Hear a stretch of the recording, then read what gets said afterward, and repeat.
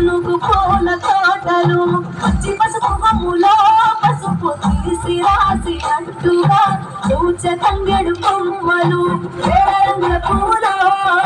బతుకమ్మని చీరలు కరువలో గౌరమ్మని రవికలు ఎంతటి అందాల మగలాడివే నీ చుట్టూ పూలని చలికత్తలే నిన్ను చూడాలని ముందుగా వచ్చింది పూల దీపావళి బతుకమ్మ రక్కతో మామకి పులిసనే పాటతో కతిలోకి